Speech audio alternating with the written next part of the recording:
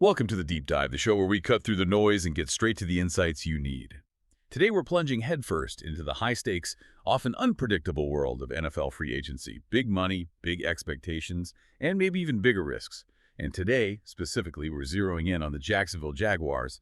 Our sources are highlighting three specific free agent signings that are looking particularly, risky as the team gears up for the 2025 season. It really makes you think about the incredible pressure on these GMs to get these decisions right. It absolutely does. I mean, risk is just baked into free agency, isn't it? Across the whole league. Every single year, teams make these massive investments. And, well, ever since the open market started, we've seen countless times where that risk just blows up. Tens of millions spent on a player, and then significant underperformance.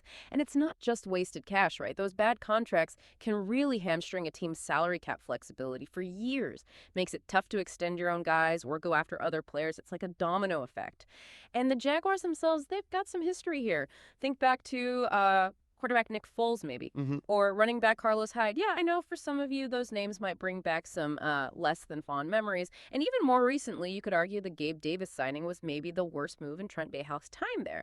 So the big question for this deep dive really is, will the new general manager, James Gladstone, end up making similar kinds of mistakes with these latest signings? Right. So it's not if teams take risks, it's really which ones work out and which ones, don't.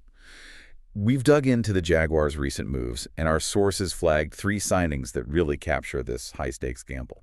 Okay, let's unpack this. Let's start on offense with wide receiver De'Ami Brown. He's coming over on a one-year deal, $10 million, and the expectation is he steps in as that outside vertical stem wideout. On paper, that seems like a decent fit for the Jags, wouldn't you say? It does. It sounds like a good fit. And that's kind of the interesting part. That's precisely why he's considered a bit risky, even with that shorter one-year deal. The core issue here, the main concern, is that Brown's best games, and we're talking a career high in yards, catches, he was just over 100 yards short of matching his entire previous season's yardage in just 3 playoff games. Those games happened only in the 2024 postseason. Wait, hold on. Only in the postseason. That's really interesting. But isn't stepping up in big moments in the clutch exactly what you want from a player?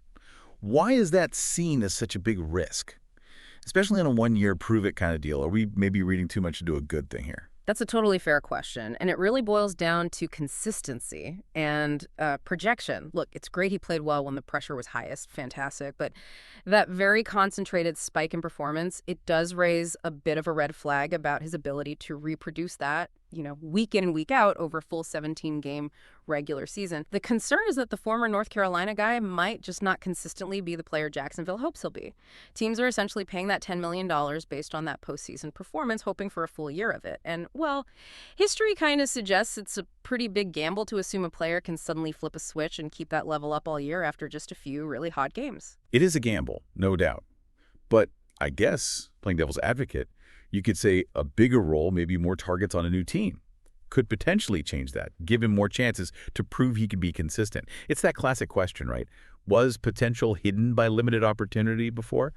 Okay, moving from offense over to the defense. Another veteran signing that kind of presents a similar dilemma, but maybe for different reasons. Let's talk about Jordan Lewis. He's a veteran cornerback, signed this offseason. He definitely brings that leadership quality, some much-needed experience to the Jaguars secondary. His deal is 3 years, $30 million. Right, and that's really where the two main risk factors jump out. His age and, that contract. Lewis, he was at Cowboys for a long time. This is the first time in his whole career he's playing somewhere else. Plus, he's turning 30 right at the end of August. Yeah, it feels like the perfect storm of veteran risk factors, doesn't it? New team, hitting that 3-0 mark. Does that usually signal trouble, or can it change the scenery sometimes? Give a player a boost at that career stage. Well, a fresh start can definitely help sometimes, sure. But for a player like Lewis, it's the age combined with the length and value of that contract that's significant. And beyond just the age, Lewis has had a history of inconsistencies during his career. And inconsistencies for a veteran, it's not just about having an off game here or there. It can signal maybe a lack of reliability when things get critical. For Jacksonville, asking him to be a key part of that secondary, that could mean simplifying schemes, or maybe coaches hesitating to fully trust him in big moments. That's kind of a hidden cost. And then you add in, like you mentioned, they have Jerry Jones, the second-year guy. Jones actually played his best football last year as a rookie. right in Lewis's spot, the nickel corner position. So, yeah, it raises a pretty important question. Just how much does Lewis really have left in the tank before his play starts to noticeably decline?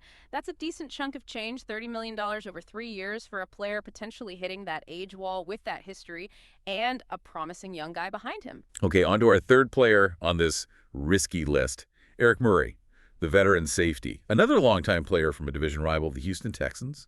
He's now entering his 10th year in the league, joining the Jags. Adds similar value to Lewis, you could say. Productive tackler, can play both safety spots strong, free. A versatile back-end defender. He got a 3-year deal, too, $19 million, signed back in March. Yeah, you highlighted the parallels with Lewis, and it's true. The concerns are pretty similar. Are they identical, though? I mean, you mentioned his versatility, playing both safety spots. Does that maybe make his signing a little more justifiable, providing that experience depth? That's a fair point to raise. His ability to play both spots definitely offers some valuable depth, especially, like you said, with a younger secondary overall. It gives them flexibility. But fundamentally, the core concerns are very, very similar to Lewis's. Murray's 31 now. He'll definitely need to hope his level of play doesn't drop off in 2025. Father Time is usually undefeated, right? And just like with Lewis, the team has internal options developing. You've got the rookie, Caleb Ransaw, and the third-year player, Antonio Johnson. Both those guys are basically waiting in the wings for their shot. So what this means is, while signing Murray could be beneficial right now, in the immediate short-term veteran presence, depth, sure. From a more strategic long view perspective, it really seems to lack significant long-term benefits overall for the team, especially when you factor in developing those younger players. It kind of feels like blocking their path a bit without a clear guarantee of major long-term payoff from Murray himself. Okay, so let's recap. We've walked through 3 key free agent signings for the Jaguars: De'Ami Brown, Jordan Lewis, and Eric Murray. Each one comes with its own unique set of risks. For Brown, it's that flash-in-the-can postseason performance versus full-season consistency. For Lewis and Murray, it's mostly concerns about age, the contract length and value, past inconsistencies for Lewis, and maybe limited long-term upside given the younger talent already on the roster. Exactly. So what does this all mean for you listening in, following the NFL? It really challenges us to think about what truly separates a risk from a calculated gamble in this crazy high-stakes world of pro sports. You know, when does a team's immediate need, maybe for veteran leadership, maybe for a specific skill set, when does that outweigh the potential long-term downsides?